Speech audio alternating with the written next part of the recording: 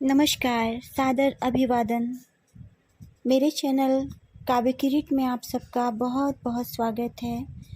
प्रस्तुत है प्रेमचंद्र द्वारा लिखी हुई कहानी ज्योति। आइए सुनते हैं आज की कहानी। विधवा हो जाने के बाद बूटी का स्वभाव बहुत कटु हो गया था। जब बहुत जी जलता तो अपने मृत पति को कोसती, आप तो सिधार गए, मेरे लिए यह सारा जंजाल छोड़ गए। जब इतनी जल्दी जाना था तो ब्याह न जाने किस लिए किया। घर में भूनी भांग नहीं, चले थे ब्याह करने। वह चाहती तो दूसरी सगाई कर लेती। अहीरों में इसका रिवाज है। देखने सुनने में भी बुरी न थी। दो दो आदमी तैयार थे, लेकिन बूटी पतिव्रता कहलाने के मोह को न छोड़ सकी और यह सारा क्रोध उतरता था बड़े लड़के मोहन पर, जो अब 16 साल का था। सोहन अभी छोटा था और मैना लड़की थी। ये दोनों अभी किसी लायक न थे। अगर यह तीनों न होते तो बूटी को क्यों इतना कष्ट होता। जिसका थोड़ा सा काम कर देती वही रोटी कपड़ा दे देता। जब चाहती किसी के सिर बैठ जाती। अब अगर वह कहीं बैठ जाए तो लोग यही कहेंगे कि 3-3 बच्चों के होते इसे यह क्या सूझी। मोहन भरसक उसका भार हल्का करने की चेष्टा करता। गायों भैंसों की सानी पानी, दुहना मथना यह सब कर लेता, लेकिन बूटी का मुंह सीधा न होता था। वह रोज एक न एक खुचड़ निकालती रहती और मोहन ने भी उसकी गुड़कियों की परवाह करना छोड़ दिया था। पति उसके सिर गृहस्थी का यह भार पटक कर क्यों चला गया, उसे यही गिला था। बेचारी का सर्वनाश ही कर दिया। न खाने का सुख मिला, न पहनने ओढ़ने का, और न ही किसी और बात का। इस घर में क्या आई मानो भट्टी में पड़ गई। उसकी वैधव्य साधना और अतृप्त भोग लालसा में सदैव द्वंद्व सा मचा रहता था और उसकी जलन में उसके हृदय की सारी मृदुता जलकर भस्म हो गई थी। पति के पीछे और कुछ नहीं तो बूटी के पास 400-500 के गहने थे, लेकिन एक एक करके सब उसके हाथ से निकल गए। उसी मोहल्ले में उसकी बिरादरी में कितनी ही औरतें थीं जो उससे जेठी होने पर भी गहने झमकाकर, आंखों में काजल लगाकर, मांग में सिंदूर की मोटी सी रेखा डालकर मानो उसे जलाया करती थीं। इसीलिए जब उनमें से कोई विधवा हो जाती तो बूटी को खुशी होती और यह सारी जलन वह लड़कों पर निकालती, विशेषकर मोहन पर। वह शायद सारे संसार की स्त्रियों को अपने ही रूप में देखना चाहती थी। कुत्सा में उसे विशेष आनंद मिलता था। उसकी वंचित लालसा जल न पाकर ओस चाट लेने में ही संतुष्ट होती थी। फिर यह कैसे संभव था कि वह मोहन के विषय में कुछ सुने और पेट में डाल ले। ज्यों ही मोहन संध्या समय दूध बेचकर घर आया, बूटी ने कहा, देखती हूँ तू अब साँड़ बनने पर उतारू हो गया। मोहन ने प्रश्न के भाव से देखा, कैसा साँड़, बात क्या है? तू रुपया से छिप छिप कर नहीं हंसता बोलता, उस पर कहता है कि कैसा साँड़, तुझे लाज नहीं आती? घर में पैसे पैसे की तंगी है और वहाँ उसके लिए पान लाए जाते हैं, कपड़े रंगाए जाते हैं। मोहन ने विद्रोह का भाव धारण किया। अगर उसने मुझसे 4 पैसे के पान मांगे तो क्या करता? कहता कि पैसे दे तो लाऊंगा। अपनी धोती रंगाने को दी, उससे रंगाई मांगता। मोहल्ले में एक तू ही बड़ा धन्ना सेठ है और किसी से उसने क्यों न कहा? यह वह जाने, मैं क्या बताऊं। तुझे अब छैला बनने की सूझती है। घर में भी कभी 1 पैसे का पान लाया? यहाँ पान किसके लिए लाता? क्या तेरे लेखे घर में सब मर गए? मैं न जानता था तुम पान चाहती हो। संसार में 1 रुपया ही पान खाने जोग है। शौक सिंगार की भी तो उम्र होती है ना अम्मा। बूटी जल उठी। उसे बुढ़िया कह देना उसकी सारी साधना पर पानी फेर देना था। बुढ़ापे में उन साधनों का महत्व ही क्या, जिस त्याग कल्पना के बल पर वह स्त्रियों के सामने सिर उठाकर चलती थी, उस पर इतना कठोरा घात। इन्हीं लड़कों के पीछे उसने अपनी जवानी धूल में मिला दी। उसके आदमी को मरे आज 5 साल हुए, तब उसकी चढ़ती जवानी थी। 3 बच्चे भगवान ने उसके गले मर दिए। नहीं, अभी वह है ही कितने दिनों की। चाहती तो आज वह भी होंठ लाल किए, पाँव में महावर लगाए, अनवट बिछुए पहने मटकती फिरती। यह सब कुछ उसने इन लड़कों के कारण त्याग दिया और आज मोहन उसे बुढ़िया कहता है। रुपया उसके सामने खड़ी कर दी जाए तो चुहिया सी लगे, फिर भी वह जवान है और बूटी बुढ़िया। बोली, हाँ और क्या, मेरे लिए तो अब फटे चीथड़े पहनने के दिन हैं। जब तेरा बाप मरा तो मैं रुपया से 2 ही 4 साल बड़ी थी। उस वक्त कोई घर कर लेती तो तुम लोगों का कहीं पता न लगता, गली गली भीख मांगते फिरते। लेकिन मैं कह देती हूँ, अगर तू फिर उससे बोला तो या तो उसे तू ही घर में रहेगा या मैं ही रहूँगी। मोहन ने डरते डरते कहा, मैं उसे बात दे चुका हूँ अम्मा। कैसी बात? सगाई की। अगर रुपया मेरे घर में आई तो झाड़ू मार कर निकाल दूंगी। यह सब उसकी माँ की माया है। वह कुटनी मेरे लड़के को मुझसे छीने लेती है। रांड से इतना भी नहीं देखा जाता। चाहती है कि उसे सौत बनाकर छाती पर बैठा दे। मोहन ने व्यथित कंठ से कहा, अम्मा ईश्वर के लिए चुप रहो, क्यों अपना पानी आप खो रही हो? मैंने तो समझा था चाखर दिन में मैना अपने घर चली जाएगी, तुम अकेली पड़ जाओगी, इसीलिए उसे लाने की बात सोच रहा था। अगर तुम्हें बुरा लगता है तो जाने दो। तो आज से यहीं आंगन में सोया कर और गाय भैंसे बाहर पड़ी रहेंगी। पड़ी रहने दे, कोई डाका नहीं पड़ा जाता। मुझ पर तुझे इतना संदेह है? हाँ, तो मैं यहाँ न सोऊंगा, तो निकल जा मेरे घर से।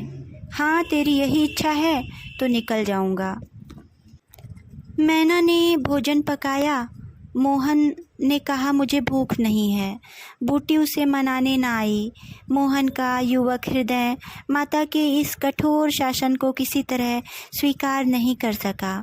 उसका घर है, ले ले, अपने लिए वह कोई दूसरा ठिकाना ढूंढ निकालेगा। रुपया ने उसके रूखे जीवन में एक स्निग्धता भर दी थी। जब वह एक अव्यक्त कामना से चंचल हो रहा था, जीवन कुछ सूना सूना लगता था। रुपया ने नव वसंत की भांति आकर उसे पल्लवित कर दिया। मोहन को जीवन में एक मीठा स्वाद मिलने लगा। कोई काम करता होता पर ध्यान रुपया की ओर लगा रहता। सोचता उसे क्या दे दें कि वह प्रसन्न हो जाए। अब वह कौन सा मुँह लेकर उसके पास जाए? क्या उससे कहे कि अम्मा ने तुझे मुझसे मिलने को मना किया है? अभी कल ही तो बरगद के नीचे दोनों में कैसी कैसी बातें हुई थी। मोहन ने कहा था, रूपा तुम इतनी सुंदर हो, तुम्हारे 100 ग्राहक निकल आएंगे, मेरे घर में तुम्हारे लिए क्या रखा है? इस पर रुपया ने जो जवाब दिया था वह तो संगीत की तरह अब भी उसके प्राणों में बसा हुआ था। मैं तो तुमको चाहती हूँ मोहन, अकेले तुमको। परगने की चौधरी हो जाओ तब भी मोहन हो, मजूरी करने लगो तब भी मोहन हो। उसी रुपया से आज वह जाकर कहे, मुझे अब तुमसे कोई सरोकार नहीं है। नहीं, यह नहीं हो सकता। उसे घर की परवाह नहीं है। वह रुपया के साथ माँ से अलग रहेगा। इस जगह न सही, किसी दूसरे मोहल्ले में सही। इस वक्त भी रुपया उसकी राह देख रही होगी। कैसे अच्छे बीड़े लगाती है। कहीं अम्मा सुन पावे कि यह रात को रुपया के द्वार पर गया था तो परान ही दे दें। दे दे परान। अपने भाग तो नहीं बखानती कि ऐसी देवी बहू मिली जाती है। न जाने क्यों रुपया से इतना चिढ़ती हैं। वह जरा पान खा लेती है, जरा साड़ी रंगकर पहनती है, बस यही तो। चूड़ियों की झंकार सुनाई दी। रुपया आ रही है। हाँ वही है। रुपया उसके सिरहाने आकर बोली, सो गए क्या मोहन? घड़ी भर से तुम्हारी राह देख रही हूँ, आए क्यों नहीं? मोहन नींद का मक्कर किए पड़ा रहा। रुपया ने उसका सिर हिलाकर फिर कहा, क्या सो गए मोहन? उन कोमल उंगलियों के स्पर्श में क्या सिद्धि थी कौन जाने। मोहन की सारी आत्मा उन्मत्त हो उठी। उसके प्राण मानो बाहर निकलकर रुपया के चरणों में समर्पित हो जाने के लिए उछल पड़े। देवी वरदान के लिए सामने खड़ी हैं। सारा विश्व जैसे नाच रहा है।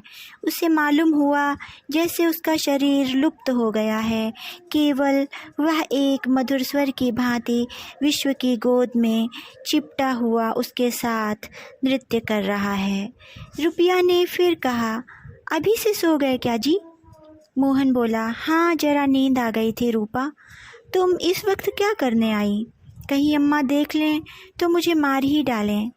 तुम आज आए क्यों नहीं? आज अम्मा से लड़ाई हो गई। क्या कहती थी?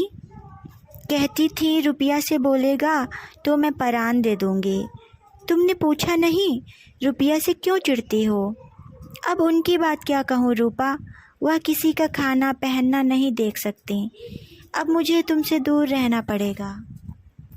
मेरा जी तो न मानेगा। ऐसी बात करोगी तो मैं तुम्हें लेकर भाग जाऊंगा। तुम मेरे पास एक बार रोज आया करो बस, और मैं कुछ नहीं चाहती। और अम्मा जो बिगड़ेंगी तो मैं समझ गई तुम मुझे प्यार नहीं करते। मेरा बस होता तो तुमको अपने परान में रख लेता। इसी समय घर के किवाड़ खटके रुपया भाग गई। मोहन दूसरे दिन सोकर उठा तो उसके हृदय में आनंद का सागर सा भरा हुआ था। वह सोहन को बराबर डांटता रहता था। सोहन आलसी था, घर के काम धंधे में जी न लगता था। आज भी वह आंगन में बैठा अपनी धोती में साबुन लगा रहा था। मोहन को देखते ही वह साबुन छिपाकर भाग जाने का अवसर खोजने लगा।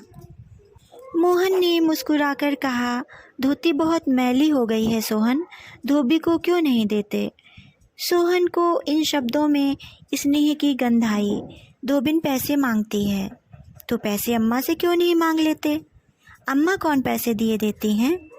तो मुझसे ले लो। यह कहकर उसने एक इकन्नी उसकी ओर फेंक दी। सोहन प्रसन्न हो गया। भाई और माता दोनों ही उसे धिक्कारते रहते थे। बहुत दिनों बाद आज उसे स्नेह की मधुरता का स्वाद मिला। इकन्नी उठा ली और धोती को वहीं छोड़कर गाय को खोलकर ले चला। मोहन ने कहा, रहने दो, मैं इसे लिए जाता हूँ। सोहन ने पगहिया भाई को देकर फिर पूछा, तुम्हारे लिए चिलम रख लाऊं? जीवन में आज पहली बार सोहन ने भाई के प्रति ऐसा सद्भाव प्रकट किया था। इसमें क्या रहस्य है यह मोहन की समझ में न आया। बोला, आग हो तो रख लाओ। मैना सिर के बाल खोले आंगन में बैठी खरौंदा बना रही थी। मोहन को देखते ही उसने घरौंदा बिगाड़ दिया और आंचल से बाल छिपाकर रसोई घर में बर्तन उठाने चली। मोहन ने पूछा, क्या खेल रही थी मैना? मैना डरी हुई बोली, कुछ तो नहीं। तू तो बहुत अच्छे घरौंदे बनाती है, जरा बना देखूं। मैना का रुआं सा चेहरा खिल उठा। प्रेम के शब्द में कितना जादू है। मुंह से निकलते ही जैसे सुगंध फैल गई। जिसने सुना उसका हृदय खिल उठा। जहाँ भय था वहाँ विश्वास चमक उठा। जहाँ कटुता थी वहाँ अपनापा छलक पड़ा। चारों ओर चेतनता दौड़ गई। कहीं आलस्य नहीं, कहीं खिन्नता नहीं। मोहन का हृदय आज प्रेम से भरा हुआ है। उसमें सुगंध का विकर्षण हो रहा है। मैना घरौंदा बनाने बैठ गई। मोहन ने उसके उलझे हुए बालों को सुलझाते हुए कहा, तेरी गुड़िया का ब्याह कब होगा मैना? न्योता दे, कुछ मिठाई खाने को मिले। मैना का मन आकाश में उड़ने लगा। अब भैया पानी मांगे तो वह लोटे को राख से खूब चमाचम करके पानी ले आएगी। अम्मा पैसे नहीं देती। गुड्डा तो ठीक हो गया है, टीका कैसे भेजूं? कितने पैसे लेगी? 1 पैसे के बतासे लूँगी और 1 पैसे का रंग। जोड़े तो रंगे जाएंगे कि नहीं? तो 2 पैसे में तेरा काम चल जाएगा। हाँ, 2 पैसे दे दो भैया तो मेरी गुड़िया का ब्याह धूमधाम से हो जाए। मोहन ने 2 पैसे हाथ में लेकर मैना को दिखाए। मैना लपकी। मोहन ने ऊपर हाथ उठाया। मैना ने हाथ पकड़कर नीचे खींचना शुरू किया। मोहन ने उसे गोद में उठा लिया। मैना ने पैसे ले लिए और नीचे उतरकर नाचने लगी। फिर अपनी सहेलियों को विवाह का न्योता देने के लिए भाग गई। उसी वक्त बूटी गोबर का झौवा लिए आ पहुंची। मोहन को खड़े देखकर कठोर स्वर में बोली, अभी तक मटर गश्ती हो रही है, भैंस कब दुही जाएंगी। आज बूटी को मोहन ने विद्रोह भरा जवाब न दिया, जैसे उसके मन में माधुर्य का कोई सोता सा खुल गया हो। माता को गोबर का बोझ लिए देखकर उसने बोझा उसके सिर से उतार लिया। बूटी ने कहा, रहने दे, जाकर भैंस दूह, मैं तो गोबर लिए जाती हूँ। तुम इतना भारी बोझ क्यों उठा लेती हो, मुझे क्यों नहीं बुला लेती। माता का हृदय वात्सल्य से गदगद हो उठा। तू जा अपना काम देख, मेरे पीछे क्यों पड़ता है। गोबर निकालने का काम मेरा है, और दूध कौन दुहेगा, वह भी मैं भी करूँगा। तू इतना बड़ा जोधा है कि सारे काम कर लेगा। जितना कहता हूँ उतना कर लूँगा, तो मैं क्या करूँगी। तुम लड़कों से काम लो जो तुम्हारा धर्म है, मेरी सुनता है कोई। आज मोहन बाजार से दूध पहुंचाकर लौटा तो पान, कत्था, सुपारी, एक छोटा सा पानदान और थोड़ी सी मिठाई लाया। बूटी बिगड़कर बोली, आज पैसे कहीं फालतू मिल गए थे क्या। इस तरह उड़ाएगा तो कै दिन निभा होगा। मैंने तो एक पैसा भी नहीं उड़ाया अम्मा, पहले मैं समझता था तुम पान खाती ही नहीं, तो अब मैं पान खाऊंगी। हाँ और क्या, जिसके दो दो जवान बेटे हों, क्या वह इतना शौक भी न करे। बूटी के सूखे कठोर हृदय में कहीं से कुछ हरियाली निकल आई। एक नन्ही सी कोपल थी, लेकिन उसके अंदर कितना जीवन, कितना रस था। उसने मैना और सोहन को एक एक मिठाई दे दी और मोहन को देने लगी। मिठाई तो लड़कों के लिए लाया था अम्मा, और तू तो बूढ़ा हो गया क्यों। इन लड़कों के सामने तो बूढ़ा ही हूँ, लेकिन मेरे सामने तो लड़का ही है।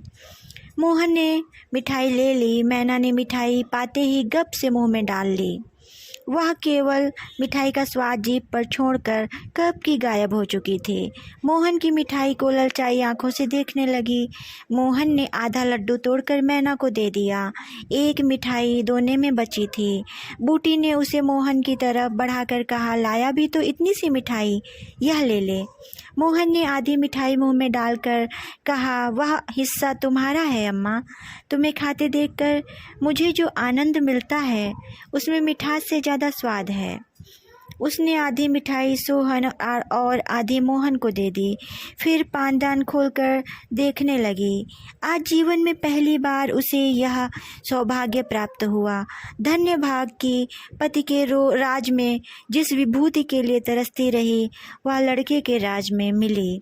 पानदान में कई कुल्लियाँ रखी हैं, और देखो दो छोटी छोटी चिमनियाँ भी हैं। ऊपर कड़ा लगा हुआ है, जहाँ चाहो लटका कर ले जाओ। ऊपर की तश्तरी में पान रखे जाएंगे। ज्यों ही मोहन बाहर चला गया, उसने पानदान को मांज धोकर उसमें चूना, कत्था भरा, सुपारी काटी, पान को भिगोकर तश्तरी में रखा। तब एक बीड़ा लगाकर खाया। उस बीड़े के रस ने जैसे उसके वैधव्य की कटुता को स्निग्ध कर दिया। मन की प्रसन्नता व्यवहार में उदारता बन जाती है। अब वह घर में नहीं बैठ सकती। उसका मन इतना गहरा नहीं कि इतनी बड़ी विभूति उसमें जाकर गुम हो जाए। एक पुराना आईना पड़ा हुआ था। उसने उसमें मुँह देखा। होठों पर लाली है। मुँह लाल करने के लिए उसने थोड़े ही पान खाया है। धनिया ने आकर कहा, काकी तनिक रस्सी दे दो, मेरी रस्सी टूट गई है। कल बूटी ने साफ कह दिया होता कि मेरी रस्सी गांव भर के लिए नहीं है, रस्सी टूट गई है तो बनवा लो। आज उसने धनिया को रस्सी निकालकर प्रसन्न मुख से दे दी और सद्भाव से पूछा, लड़के के दस्त बंद हुए कि नहीं धनिया। धनिया ने उदास मन से कहा, नहीं काकी, आज तो दिन भर दस्त आए, जाने दांत आ रहे हैं। पानी भर ले तो चल, जरा देखूं दांत ही हैं कि कुछ और फसाद है। किसी की नज़र वजर तो नहीं लगी। अब क्या जाने काकी, कौन जाने किसी की आँख फूटी हो। चोंचाल लड़कों को नज़र का बड़ा डर रहता है। जिसने चुमकार कर बुलाया झट उसी की गोद में चला जाता है। ऐसा हंसता है कि तुम्हें क्या कहूँ। कभी कभी माँ की नज़र भी लग जाया करती है। ऐ नौस काकी, भला कोई अपने लड़के को भी नज़र लगाएगा? यही तो तू समझती नहीं, नज़र आप ही लग जाती है। धनिया पानी लेकर आई तो बूटी उसके साथ बच्चे को देखने चली। तू अकेली है, आजकल घर के काम धंधे में बड़े अंडस होता है होगा। नहीं काकी, रुपया आ जाती है, घर का कुछ काम कर देती है। नहीं अकेले तो मेरी मरण हो जाती। बूटी को आश्चर्य हुआ। रुपया को उसने केवल तितली समझ रखा था। रुपया? हाँ काकी, बेचारी बड़ी सीधी है। झाड़ू लगा देती है, चौका बर्तन कर देती है, लड़के को संभालती है। गाढ़े समय कौन किसी की बात पूछता है काकी? उसे तो अपने मिस्सी काजल से छुट्टी नहीं मिलती होगी। यह तो अपनी अपनी रुचि है काकी। मुझे तो इस मिस्सी काजल वाली ने जितना सहारा दिया उतना किसी भक्ति ने न दिया। बेचारी रात भर जागती रही। मैंने कुछ दे तो नहीं दिया। हाँ, जब तक जीऊँगी उसका जस गाऊंगी। तू उसके गुण अभी नहीं जानती धनिया। पान के लिए पैसे कहाँ से आते हैं, किनारदार साड़ियाँ कहाँ से आती हैं। मैं इन बातों में नहीं पड़ती काकी। फिर शौक श्रृंगार करने को किसका जी नहीं चाहता। खाने पहनने की यही तो उम्र है। धनिया का घर आ गया। आंगन में रुपया बच्चे को गोद में लिए थपक रही थी। बच्चा सो गया था। धनिया ने बच्चे को खटोले पर सुला दिया। बूटी ने बच्चे के सिर पर हाथ रखा, पेट में धीरे धीरे उंगली गड़ा कर देखा, नाभि पर हींग का लेप करने को कहा। रुपया बेनिया लाकर उसे झलने लगी। बूटी ने कहा, ला बेनिया मुझे दे दे। मैं डुला दूंगी तो क्या छोटी हो जाऊंगी? तू दिन भर यहाँ काम धंधा करती है, थक गई होगी। तुम इतनी भली मानस हो, और यहाँ लोग कहते थे कि वह बिना गाली के बात नहीं करती। मारे डर के तुम्हारे पास ना आई मैं। बूटी मुस्कुराई। लोग झूठ तो नहीं कहते। मैं आँखों की देखी मानो कि कानों की सुनी। आज भी रुपया आँखों में काजल लगाए, पान खाए, रंगी साड़ी पहने हुए थी। किंतु आज बूटी को मालूम हुआ इस फूल में केवल रंग नहीं है, सुगंध भी है। उसके मन में रुपया से घृणा हो गई थी। वह किसी दैवी मंत्र से धुल सी गई। कितनी सुशील लड़की है, कितनी लज्जा वाली, बोली कितनी मीठी है। आजकल की लड़कियां अपने बच्चों की तो परवाह नहीं करती, दूसरों के लिए कौन मरता है। सारी रात धनिया के लड़के के लिए जागती रही। मोहन ने कल की बात इससे कह दी होगी। दूसरी लड़की होती तो मेरी ओर से मुंह फेर लेती, मुझे जलाती, मुझसे ऐंठती। इसे तो जैसे कुछ मालूम ही ना हो सकता है कि मोहन ने इससे कुछ कहा ही ना हो। हाँ, यही बात है। आज रुपया बूटी को बड़ी सुंदर लगी। ठीक तो है, अभी शौक श्रृंगार न करेगी तो कब करेगी। शौक श्रृंगार इसलिए बुरा लगता है कि ऐसे आदमी अपने भोग विलास में ही मस्त रहते हैं। किसी के घर में आग लग जाए उनसे मतलब ही नहीं, उनका काम तो खाली दूसरों को रिझाना है। जैसे अपने रूप की दुकान सजाए, राह चलतों को बुलाते हो कि जरा इस दुकान की सैर भी करते जाइए। ऐसे उपकारी प्राणियों का श्रृंगार बुरा नहीं लगता, बल्कि अच्छा लगता है। इससे मालूम होता है कि इसका रूप जितना सुंदर है उतना ही मन भी सुंदर है। फिर कौन नहीं चाहता कि लोग उनके रूप का बखान करें। किसी दूसरों की आंखों में छुप जाने की लालसा नहीं होती। बूटी का यौवन कब का विदा हो चुका था, फिर भी यह लालसा उसे बनी हुई है। कोई उसे रस भरी आँखों से देख लेता तो उसका मन कितना प्रसन्न हो जाता है। जमीन पर पाँव नहीं पड़ते। फिर रूपा तो अभी जवान है। उस दिन से रूपा प्रायः 2-1 बार नित्य बूटी के घर आती। बूटी ने मोहन से आग्रह करके उसके लिए अच्छी सी साड़ी मंगवा दी। अगर रूपा कभी बिना काजल लगाए या बेरंगी साड़ी पहने आ जाती तो बूटी कहती, बहू बेटियों को यह जोगिया भेष अच्छा नहीं लगता, यह भेष तो हम जैसी बूढ़ियों के लिए है। रूपा ने एक दिन कहा, तुम बूढ़ी काहे से हो गई अम्मा? लोगों को इशारा मिल जाए तो भौरों की तरह तुम्हारे द्वार पर धरना देने लगे। बूटी ने मीठे तिरस्कार से कहा, चल हट, मैं तेरी माँ की सौत बनकर जाऊंगी। अम्मा तो बूढ़ी हो गई, तो क्या तेरे दादा भी जवान बैठे हैं? हाँ ऐसा, बड़ी अच्छी मिट्टी है उनकी। बूटी ने उसकी ओर रस भरी आंखों से देखकर पूछा, अच्छा बता, मोहन से तेरा ब्याह कर दूं? रूपा लजा गई, मुख पर गुलाब की आभा दौड़ गई। आज मोहन दूध बेचकर लौटा तो बूटी ने कहा, कुछ रुपए जुटा, मैं रूपा से तेरी बातचीत कर रही हूँ। कहानी समाप्त। धन्यवाद। नमस्कार, मैं अमिता आशीष और आप सुन रहे थे प्रेमचंद्र द्वारा लिखित कहानी ज्योति। आपको यह कहानी कैसी लगी, लाइक और कमेंट के द्वारा अवश्य बताइएगा। और अगर आप मेरे चैनल पर नए हैं तो मेरे चैनल को सब्सक्राइब भी अवश्य करिएगा। धन्यवाद।